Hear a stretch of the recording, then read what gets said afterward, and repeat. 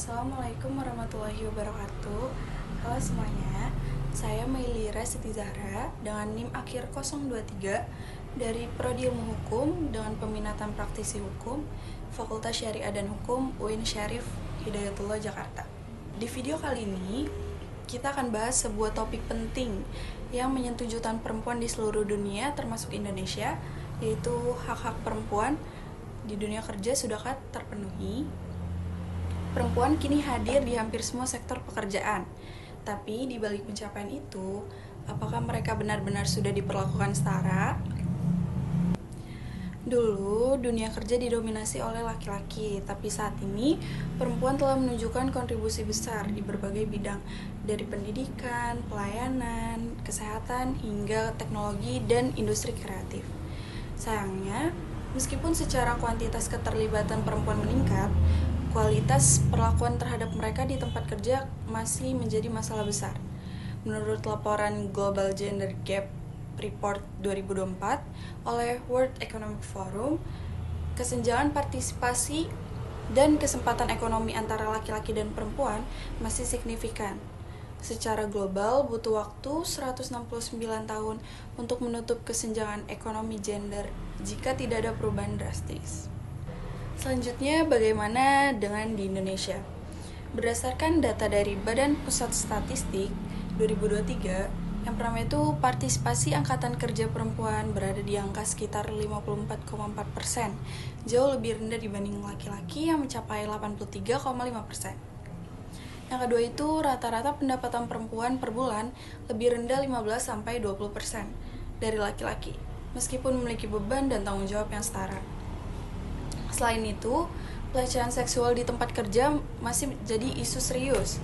Survei oleh Komnas Perempuan menyebutkan bahwa banyak perempuan tidak melaporkan pelecehan karena takut kehilangan pekerjaan atau dianggap membesar-besarkan masalah. Perlu diketahui, sebenarnya Indonesia memiliki payung hukum yang cukup kuat untuk melindungi hak-hak pekerja perempuan. Beberapa di antaranya, yang pertama ada Undang-Undang Nomor 13 Tahun 2003 tentang Ketenagakerjaan, yang isinya itu memberi hak cuti hamil dan melahirkan selama 3 bulan, lalu melarang pemutusan hubungan kerja karena menikah atau hamil. Yang kedua itu Peraturan Menteri Ketenagakerjaan Nomor 1 Tahun 2017, yang isinya itu mewajibkan perusahaan menyediakan ruang laktasi atau menyusui.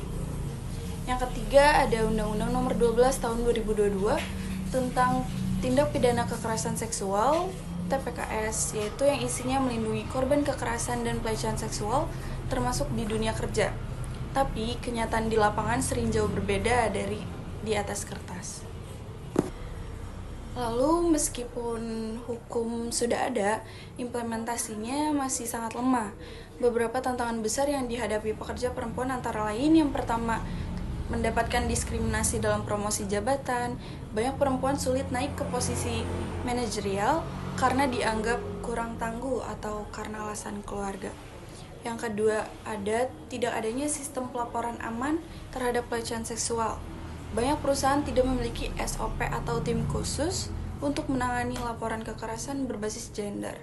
Yang ketiga, perempuan di sektor informal seperti pekerja rumah tangga, buruh tani, dan pekerja lepas seringkali tidak terjangkau perlindungan hukum.